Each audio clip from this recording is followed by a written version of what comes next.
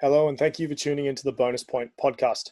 My name is Tj Olsen, and just before we get stuck into the podcast, I just want to give you a little bit of an insight into who I am and how this podcast came to be.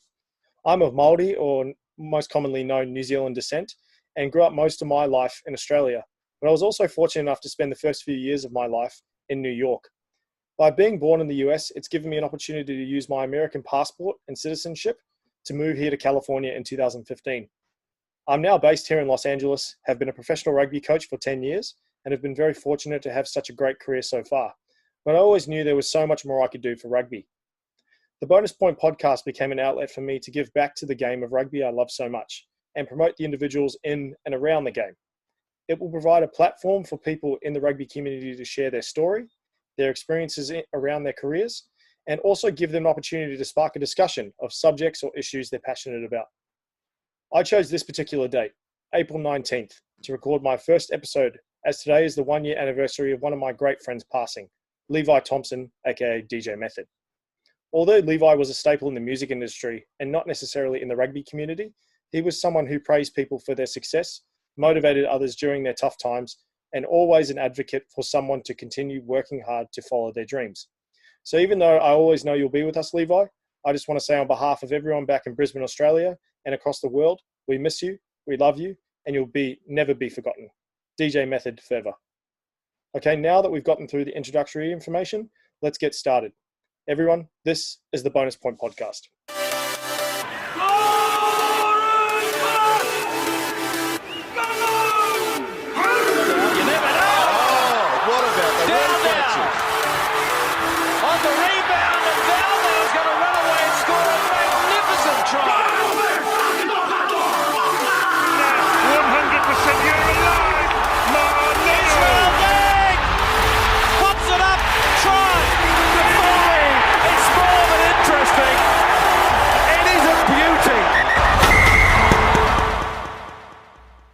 We are live. Okay, thank you very much, everyone, for tuning in once again to the Bonus Point podcast. Before introducing our first guest, I just want to take a second to thank our sponsor, Whalebird Kombucha. If you're looking for a craft kombucha in the US that tastes great and is great for you, go check them out at your local Whole Foods, Air One, and other health food stores. Whenever starting a new project, you always want to look to reach out to the people that you trust. I don't think I could have chosen a better person as my first guest, as he's someone I met in my alma mater, Brisbane State High. He's been one of my best friends for over a decade and trust him with my life, to be honest. He's currently a player for the new China Lions franchise in the Rapid Rugby competition and was also a massive contributing factor to the 2019 championship-winning Bay of Plenty Steamers side in the Mitre 10 Cup. Please welcome all the way from New Zealand, my guest at this time, Mathew Garland. What's up, Matty? Welcome to the show. Kia ora. How's everything going with quarantine? How are you staying safe, sane, fit?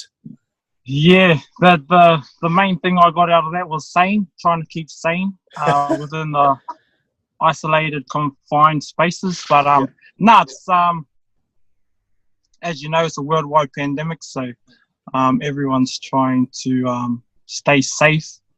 Most of all, just trying to keep our families safe and try not to spread this terrible disease or virus. Yeah. What we got, we're just working with. So the main thing for me is just to stay busy or moving or active. Mm-hmm. Yeah. Keep to a routine. So because in my bubble is my old lady, my mum. So try and do an early morning walk every morning. And then from there, just try and plan out the day, whether it's a training session straight after the walk or training session halfway through the day, and then try and get a few things in like reading and what kind of stuff are you reading at the moment? Like, is it like motivational stuff, or is it fiction, or motivational stuff really? Stuff to kind of motivate me for stuff after footy. Mm-hmm. Just because we've had so much spare time on our hands, I'm reading a book called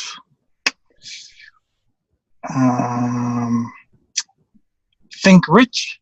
I think it's a I don't know who the author is, but it's a real good book about being motivated for starting your own businesses and stuff like that after footy. So Oh, that's awesome. For this time I've had, I'm kind of thinking after rugby. So. Yeah, no, that's smart. I think that's always a good thing to do. Is you get a lot of athletes that I've seen. They get to a point in their career and they're excelling and they're doing so well, but not a lot of them, I think, back in the day or even in the last few years, have thought about what do I do after rugby. So that's something it's always good to have kind of a plan and preparation to kind of just that next step. But that's awesome. Okay, good. Yeah, no, that's really good. So what we'll kind of do today is we'll go over and we'll have a chat about you, kind of your story. And obviously I know a lot of it, but us being really good mates since as I said, going to school together and having a lot of good times. But we'll talk about kind of growing up in Brisbane first. So obviously born in the Mitre hospital. Kind of what was your kind of childhood like in Brisbane? Was it always in Brisbane? Yeah, so obviously, as the bro said, born and bred in Brisbane. Grew up in a little, it's not a little town, but it's a nice, humble town called Logan City. There you go.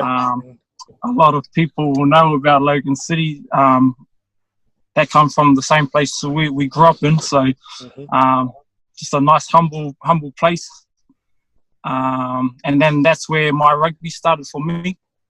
My dad took me down to a rugby club called Logan City Saints. Oh yeah.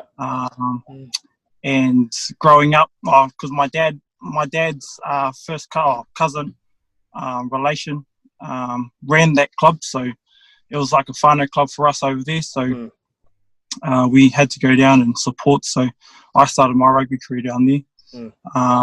My upbringing was awesome. My mum and my dad brought me and my brother up. My support going through my rugby career, and still to this day, I wouldn't be the man and the player I am today without those two. So heaps of aroha goes out to those two. And I think that's a big thing that with like a lot of Māori people or island cultures, like it's not just you playing rugby. Like I'll see a lot of people who will just be them and then just their professional kind of career. But every islander I know, they're always going back and going, I wouldn't be here without my whānau, my family. It's just it's a big support system, especially with kind of New Zealand culture, Samoan, Tongan, any kind of island culture. It's always support systems. You're never by yourself. Family orientated cultures, Māori culture and everything like that. So, and the old saying, it takes a village to raise a baby. So I had heaps of people supporting me in my rugby. So that's how I've become the man and the player I am today. So started at Logan City Saints. Went to school in Logan. Went to Slacks Creek Primary School. But my love of rugby first came from my old man. My old man loved the All Blacks, but growing up in Australia, it wasn't really a dream of mine to play for the All Blacks one day. Yeah. But living in Aussie, I thought, oh, nah. So I'm not in New Zealand, so what's the next best thing? Oh, Wallabies. So growing up throughout my primary school days and my high school days, I always aspired to be a Wallaby. Okay. And then looking at like guys like Koe Cooper and stuff, being Māori as well, they were big idols of mine growing up. So obviously, the bro played for South Magpies, and he used to play for Logan City Saints as well. So my growing up was always looking up to guys like that. Yeah. I didn't know that about you, because I always thought you're a diehard All Blacks fan. You would always want to be an All Blacks player. That's something. No, I think I finally came to a realization that I couldn't play for the All Blacks when I made like rep teams. So like Brisbane South, and like Queensland Regional College and stuff like that. And then my coaches were like, so the Wallabies pathways were opening up to me too. So I was like, oh yeah, this could be like an actual goal for me. So coming out of primary school, made like little rep teams, and then going into high school, I went to a high school called Springwood State High. but because where I grew up was mainly a rugby league based area, so Springwood High didn't have a rugby union program. And me growing up playing rugby union all my life, that's all I wanted to do. So my parents and I were looking at, and I had friends that were going to a school called Brisbane State High.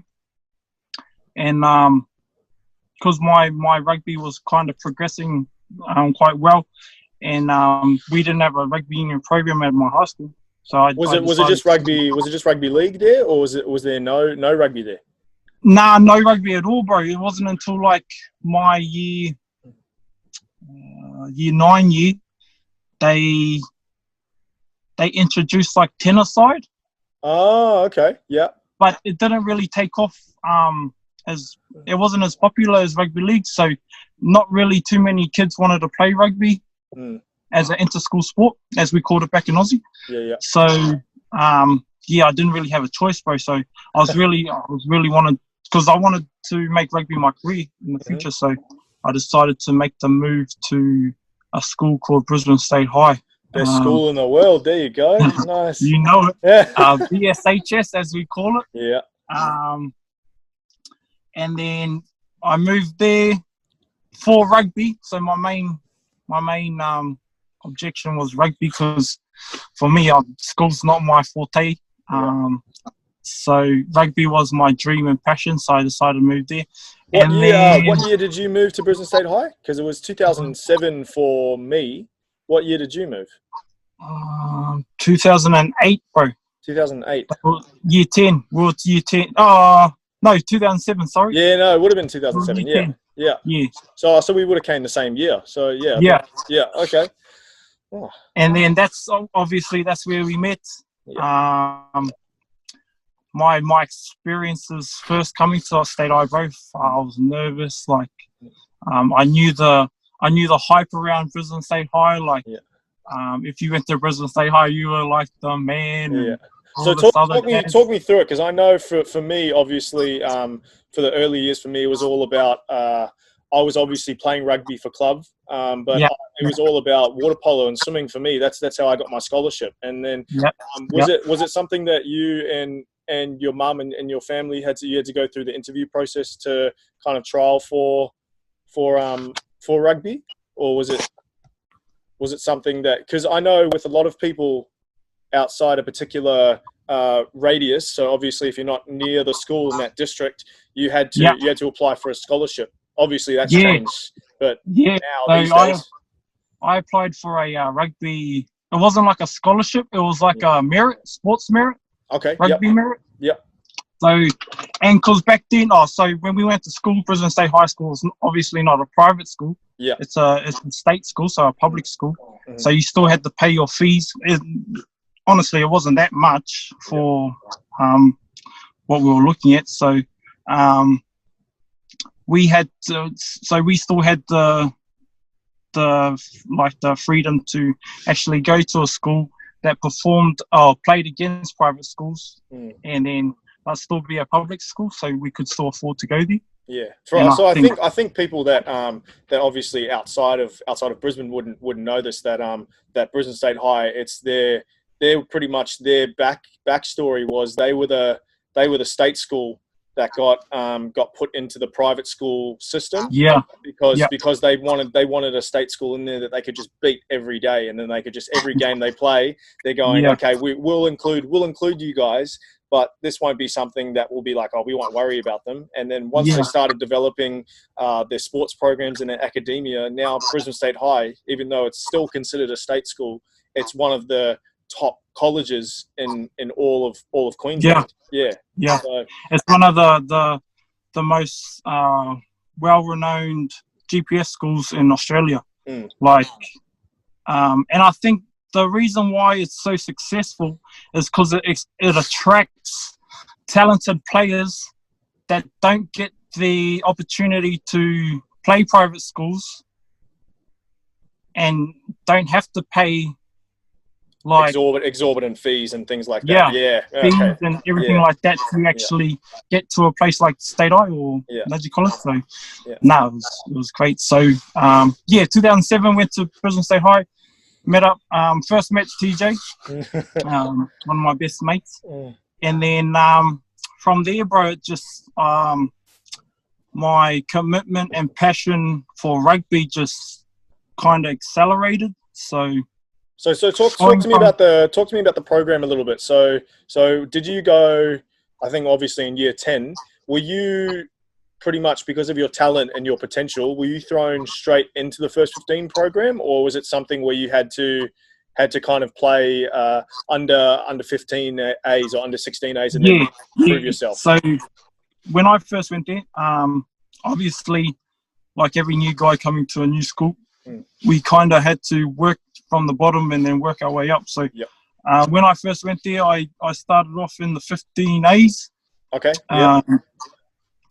And that team in there had a lot of talent, bro. Like, as you know, a lot of the boys, like, there was a lot of talent in our 15 A's. And I think we ended up winning that season. I think. I'm pretty sure you guys did, yeah, because I was playing 15, I think B's or maybe even C's at the time, because I think that was my second year of playing rugby. I was all about avoiding rugby completely, because I've got my old man who's played NPC for Wellington, my Kuro who coached the New Zealand Police Force, and when I was growing up, I was like, I've got to live up to that. So I'm not going to try and turn around and go, I'll go swim and I'll go play water polo, and then I started playing rugby really late in my age, but. Yeah, I'm pretty sure you guys did win that competition. You guys had a really gun team. Bro, we had a gun team, and there's guys in our 15A team that ended up stopping like straight after 15s that didn't want to play rugby because they didn't like rugby, but they just played it because all the boys played it. Yeah. So our 15A's team was stacked. But for me, going into a new school, not knowing anyone, only knowing guys that I played rugby against, that was the only guys I knew, like Jordan Tuapo, Joel Faulkner. I'm not name dropping, like Edward Kirk, like guys like that. I knew them from outside of the school, so because Joel, he's from Springwood as well, isn't he? Or is he? Yeah, so he's from Logan. Yeah. And guys like Matt Tamore went to our school, and we're from Logan as well, so. Matt obviously doing pretty well right now, playing for the Wallabies and playing. He's playing for the Melbourne Rebels right now, so he's doing pretty well for himself. Yeah. So, going to State High, bro. I came into the school and I was like, honestly, I felt like, well, like I'm in heaven. I'm in my element. I'm around people that want the same goals. Yeah. So yeah, from there, bro, like. The program was 15 A's, and then after 15 A's, there was like a Queensland team that was picked. And then I was fortunate enough to get into that team. And then after that, that's when the first 15 coaches started approaching and saying, we'll bring you into the squad and you can train. And was that Gricey coaching at that time? So back then it was Graham Noon. Oh, yep, Nooney. Okay, yep. Nooney, as we call him, schoolboy legend, bro. Yeah. And David Eagle. Okay, David Eagle. He's to this day, bro. Like, I've only got like 2 coaches that I respect and think that those 2 were my favorite coaches, and it's been like David Eagle, Nooney, and Gricey. Those 3 as a package, and my current coach at the moment, Clayton McMillan. So. Is he the coach for Bay? Yeah, the Bay. Yeah. Okay. And everything. All right. So what we'll do is we'll jump through, because I want to talk about the glory year, the 2009, our graduation year, and obviously for people who don't know, I would probably say the best first 15 team ever assembled in Australia, because we still for State High still hold records in the GPS program. So let's talk about that. So 2009, going into that preseason, Obviously, as you said, we've got a few names in there. We've got Rowan Saifaloy. He was your fly half. Hold on, I'll stop you there, bro.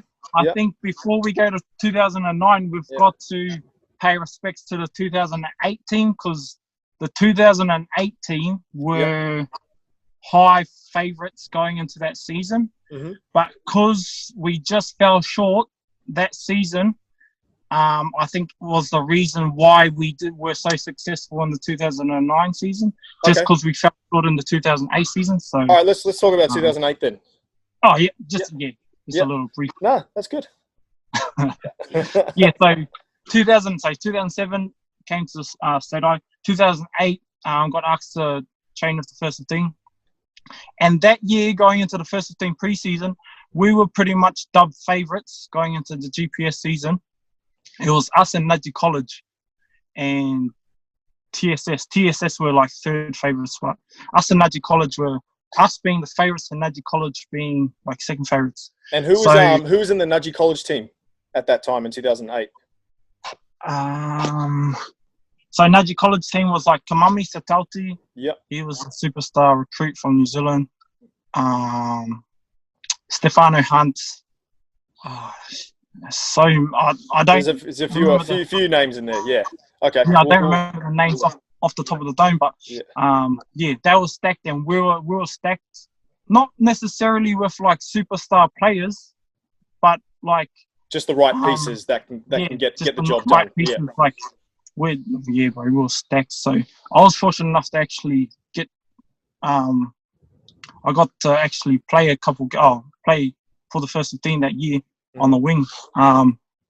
So our first game, bro, of the season was against Nudgee College, and because in the GPS competition, every game's pretty much a grand final. So if you lose, you're pretty much out of the running to win the competition. So you've got to be undefeated to actually win it outright for that year. So it's a do or die kind of situation. Yeah, like you need to go into that mentality every game. Yeah. So our first game was pretty much the biggest game or the grand final of the year. Our first game against Nudgee College, and that day, I don't know why, I don't know how it happened, but I ended up becoming the kicker of the team that year, and we were 3 points down. I think it was 16-12. Yeah, 16-12. And I had a shot from about 30 out to draw the scores, so to make it 16 all. And being the youngest in the team. Oh, so it would have been 12-15 or 16-13. If it was 3 points. Yeah. Oh, sorry, 16-13. Yeah. And then I had a chance to draw it to level, and then I missed it. It was just short, bro. So I was like a metre short of the post. Yeah. It was going between the sticks over the black dot, and it just fell short. I didn't put enough power in it. And then still to that day, bro, I don't live it down. Like, for me, I did the same kick over and over again before that day, but that day it just didn't go over. So it's something that happens in sports so often. Like you'll have I was watching a documentary with Patrick Ewing in the New York Knicks, and his layup to win the game, and he's done that spin move, he's done that layup a million times in important games with under so much pressure, and he just lays it up and it hits the back beam and comes straight back out. And it's just something that it seems to happen so often in professional sports, or even just in your early career. It's something that just happens. And it was like, bro, for me, it was just so devastating just because we put in so much work, and to come to that spot to bring it down to a kick, it was like quite hard. But after that game, bro, we finished the season. We won every game after that, and then we needed Nudgee College to lose one so we could draw the premiership with them. But they ended up going undefeated. Their kicker or first five was a guy called Caden Matahaere. Oh, He was dubbed pretty much like the next Clay Cooper. Mm-hmm. But the bro led his team to a premiership, and the rest is history. So yeah. Okay. yeah, Well, and then, so that's something that probably would have been a driving force into that 2009 season then. So that preseason would have been, I know when I would talk to you boys about preseason training, even though you do Sankey Street Hills or something like that. Hill and Kangaroo Point Stairs, bro, every Friday. Even those were probably deadly sessions. I know a few of the boys, like Joey, he would tell me that after that he'd be puking his guts up after a session. But that would probably be a driving force. Like even though you guys would be dying in those sessions or just gasping for air, it's something in the back of your head going, we need to get the job done this season. So definitely, bro. And I think after that 2008 not disappointment, but just how we fell short. Yeah, bro. So that was definitely the motivation for the next year. And because a lot of the boys in that 2018 had an opportunity to come back and play again another year. So that was definitely our motivation for 2009. So we had a good mixture. In that 2019, we had a good mixture of experienced first 15 players coming back from 2008, but also a freakish crop of young talent coming through. So I think we had a good mixture of both young and old, or young and experienced first 15 players. And then we had guys like Gricey, Nooney and Eggs to put it all together. And yeah, to this day, bro, like records still hold. Like no one can argue with numbers or stats. They're still there to this day. And it's probably one of my greatest achievements and rugby moments of my life or career, bro. So you talked about how you had a lot of young players coming in. So you probably had well, for example, you had Curtis Browning. He was in grade 10, for a freak kind of athlete. He was a great kind of fit in that team. And you had a lot of guys that were doing an extra year of grade 12, so they can play in that first 15 program or senior over 3 years, as we called it. But when you have kind of the younger players and the older players, the veteran players, and kind of different personalities, did everyone gel as soon as the season started, or did it take kind of a little bit of a learning curve? Nah, bro, it was like so straight away, bro, because like even the younger guys coming through were already involved in a way in 2008. So the coaches already had these kids or these young fellas coming through on their radar, and they would pretty much drip feed them into our system. So when it started, bro, it started off with a bang. Everyone was on board. Everyone bought into what the coaches were trying to achieve.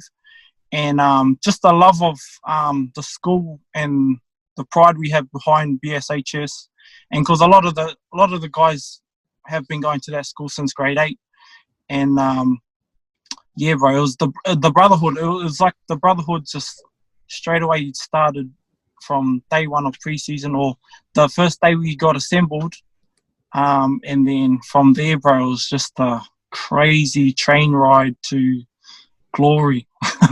So we'll do a quick recap before we jump over to post graduation. So Brisbane Grammar, I think, what was 101-0, was it, or was it 106? 106. Okay, yeah. So that's a lot of points. Okay. And who was, when you'd say, will probably be the last question, is who would you say was your best game in that season? So obviously you had Nudgy and TSS as your biggest rivals. What was your personal favourite game in that season? Oh, we're going back nearly a decade now, bro. Well, you got to keep the brain working. Come on. I know. Probably for myself, I wouldn't have like one. I wouldn't have favorite. A game that. Yeah, one favourite game. But the Brisbane Grammar game was a big game because I scored 5 tries. So personally, that would probably be my stats kind of showed in that game. Okay. But probably my favourite game that whole season was the Nudgee State Eye game, bro. So that was what I was going to say. It's not even just the game itself. It's the atmosphere on the field, and just whenever anyone scored, it's the whole place erupted. It was something that was just you would get goosebumps every play, every pass. I remember standing on the side of that field watching you guys play and just going, man, I can't get over how crazy this game is, bro. And even the build up, like the week before the game, bro, the build up was crazy. There was posters and flyers around South Bank and down the bus stop, like around the school. The banter between the two rivaling schools on Instagram, like on Facebook and MySpace back then was crazy. The guys I knew from Nudgee College, like they were like, we'll talk to those players and they'll be like, oh, this might be the biggest schoolboy game ever to be played. Like the two teams are like equal as in wins. So being our last game, this was our grand final. And it's the way to like kind of like finish the season on like the perfect note. It's like the best. It was like a movie, bro. It was like a straight up, bro. It was like a movie. Like the whole year, the hard work we put in, and then to finish it off like that as we did, bro. I still can't explain the feeling. We'll suss out making a documentary then. We'll jump. Okay, so we'll make something. That would be. Oh, I'm pretty sure that's in the cards. I'll get on top of it. I'll get a good director. We'll do that. Yo, let's go. Okay, so talked about schoolboy rugby. After school, we've got the kind of the Australian schoolboy trip. So obviously,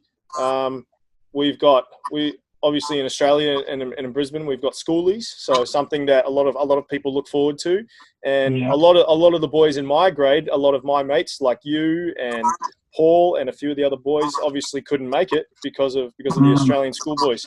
Was that ever something that you kind of regretted, or you kind of just I know some of the boys, they were like, it's just an awesome experience. I'm going to go play Aussie schoolboy rugby, but I won't name names, but there are a couple of boys that go, I'll never get that opportunity to go to schoolies ever again.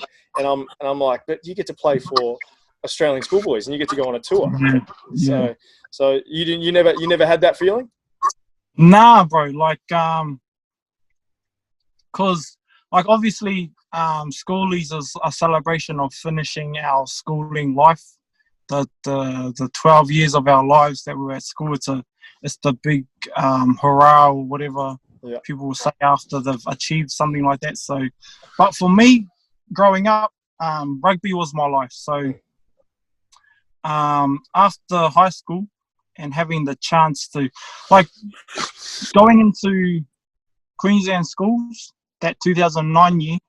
I honestly felt like I hadn't played well enough to even get a mention in Australian schools. Like, I was quite surprised to actually be named.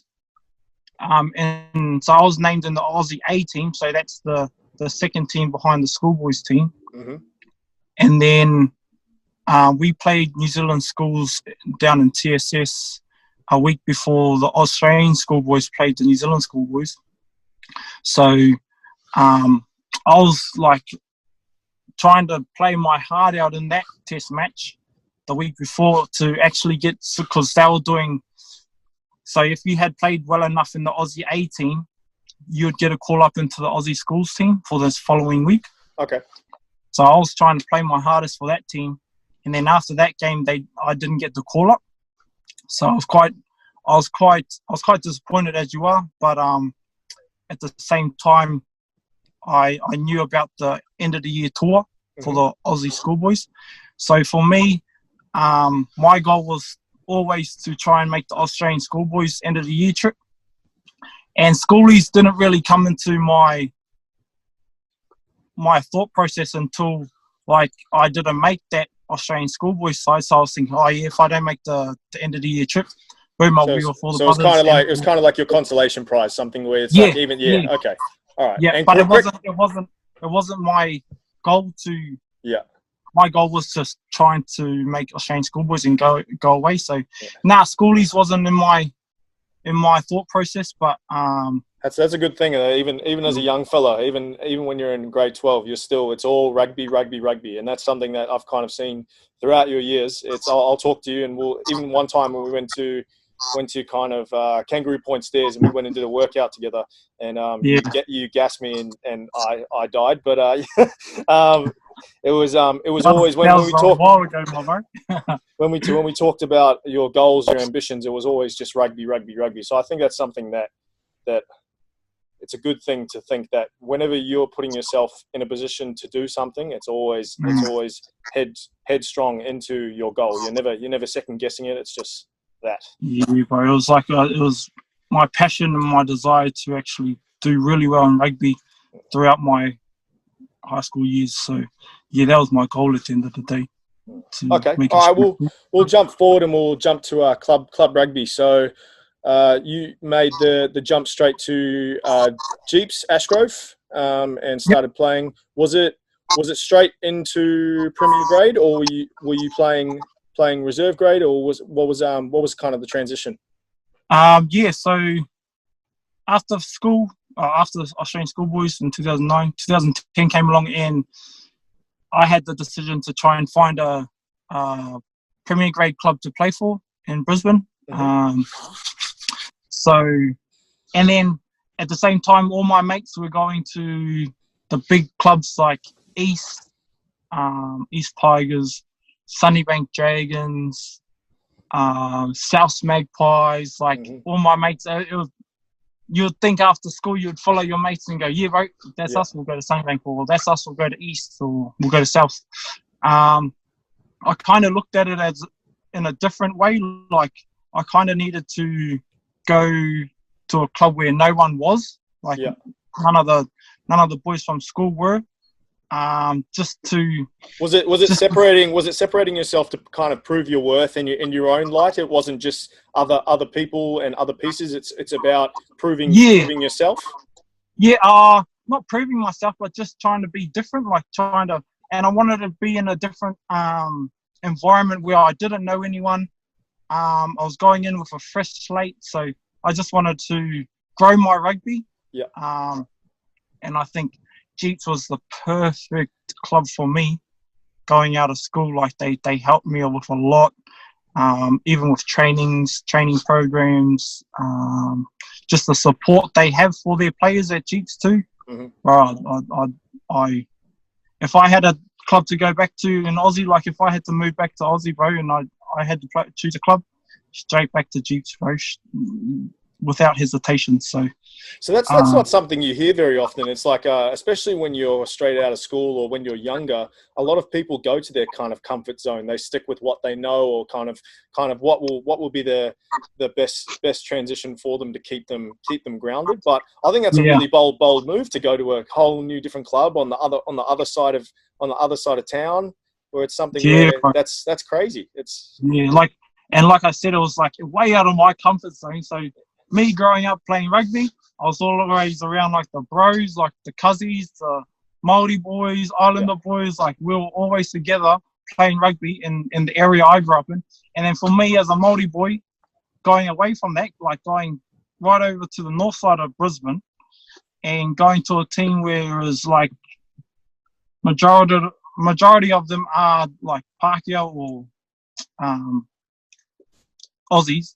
Yeah. And then there's not many like Islander boys or Māori boys out there, but bro, the way they welcomed me into their team and their organisation, bro, was with open arms. So not a lot of people know that. Unless you're from Brisbane, you don't really know. It's like you'll see it on a map and you'll go Logan to Ashgrove and you'll see it at the distance. It'd be like only like I don't know, maybe something like that. But it's something will be like it's a whole completely different world to us. Is going from the south side to the north side, completely different. Yeah, no, that's crazy. Definitely, bro. Definitely. So, I give them heaps of but I give them heaps of love because they're a really good club, bro. So, yeah, that's good. Okay, all right, and then Something a lot of people might not know about you is you had a little stint in rugby league when you were kind of in your under your 20s. So what kind of made you choose that? Was it just opportunity, or was it just you wanted to try something new? Or yeah, it's as you know, like at the end of 2010, I came to like a bit of a crossroad where league was a big opportunity to play over there in the under 20s, and again, a lot of my mates were playing under 20s, and then like at the same time, I was still hoping to get picked up by the Reds, Queensland Reds, but at that time they still weren't like showing interest in me or anything like that. So I came to a crossroad where there was two options: either to stay at club rugby and try and grind away club rugby and make the Reds that way, or other opportunities from rugby league came up. So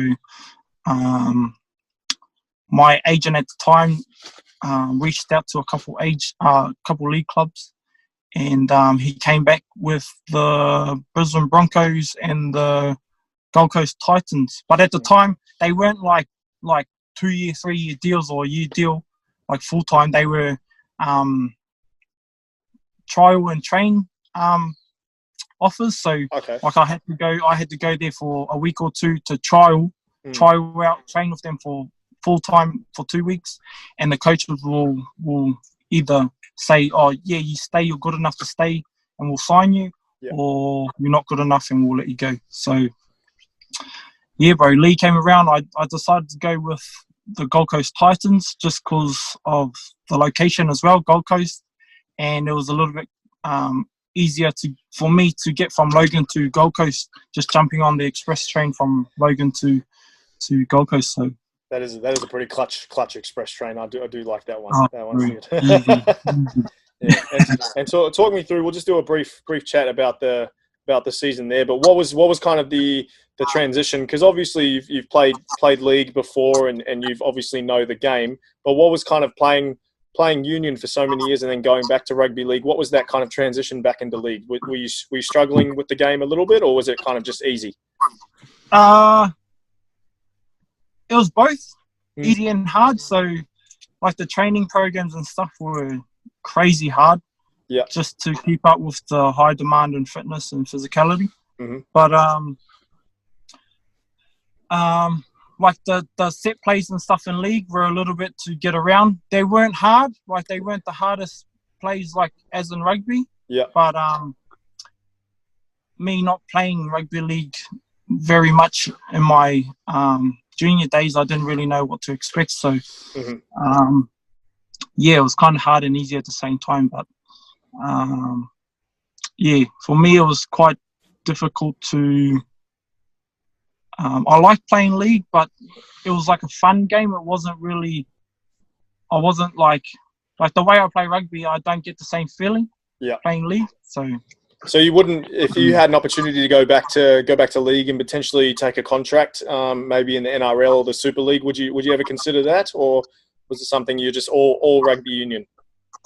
I would only take that up if there wasn't any options in rugby, bro. Like rugby's my number one, so I'll always make that number one priority first, and then. But if there was like no opportunities in rugby, I'll go to rugby league, bro. So. Nice, loyal man to the best game. I like it.